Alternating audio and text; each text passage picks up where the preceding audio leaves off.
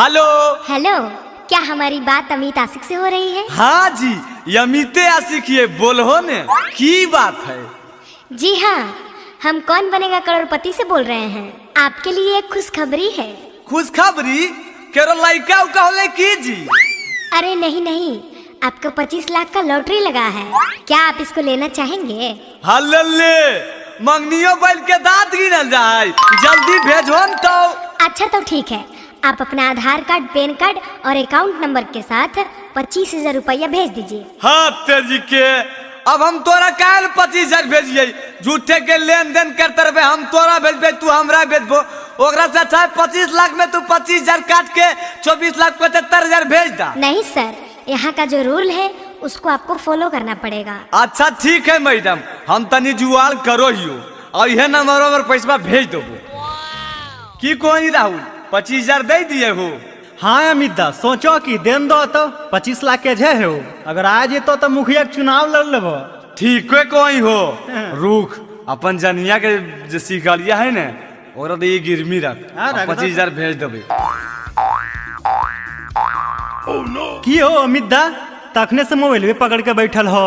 अरे हाँ हो, देखे ने इंतजार में बैठल हो कि कब तो बैठो, अभी तक पैसा नहीं लो 25 लाख लगो नहीं तो की हो? ऐसे मत बोल भाई बा, हम हाथ फैल कर जीवो यार।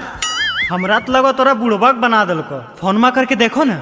अच्छा तो कहीं तो रुक लगबो यो देख। जिस नंबर से आप संपर्क करना चाहते हैं वह अभी स्विच ऑफ है। अरे तेरी के नंबरवा बन जाओ हो, लगो सही बुड़वक बनाए दलको की ले लको गाय बजाए की। अच्छा रुक, केबीसी के दोसर का नंबर पर लगाबो यो।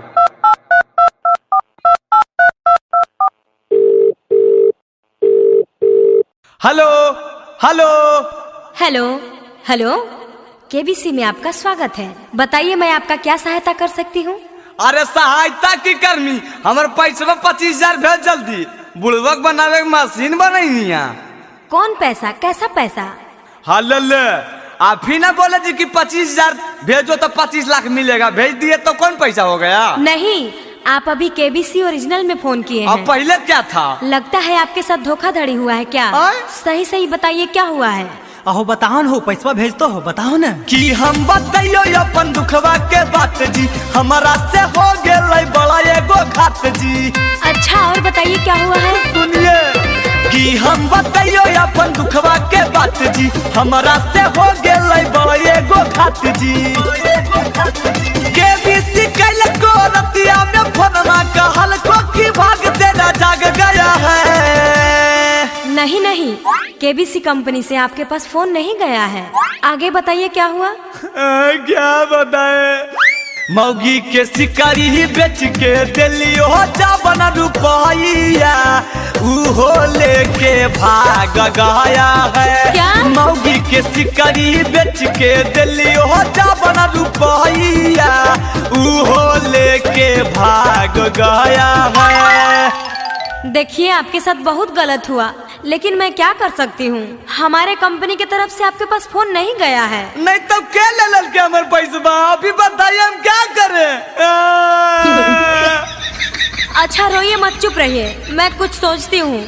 रोइए मत, चुप हो जाइए। और क्या हुआ बताइए? मारो है मौगी लेके बढ़निया, काहो है बेच देनी जेबर गहनिया। अच्छा मौगी मतलब मेहरारू क्या? बिल्कुल सही पकड़े। मारो है मौगी लेके बढ़निया, काहो है बेच देनी जेबर गहनिया। कैसे बताए घरवा के बच्चिया, जिंदगी में आग मेरा लग गया है। ए अमित भाई हो, की होले रे? आओ भौजी जार लोग कुआं में डूबे के लिए बचाओ ना हो। अब देखिए मैडम, हमरा मेहरारू कुइया में कूदने जा रही है, पैसा चल गया और मौगी चल जाएगी। ओहो, तो मैं क्या करूं बताइए? मौगी के शिकारी बेच के दिलियो जावन रुपया, उहो लेके भाग गया है। मौगी के शिकारी बेच के दिलियो जावन रुपया, उहो लेके भाग गया है। देखिए मैं इसमें आपका कोई सहायता नहीं कर सकती हूँ, लेकिन आगे से ध्यान रखिएगा। हाँ तो अबरी करे फोन में, ओकर मैया बहनिया एक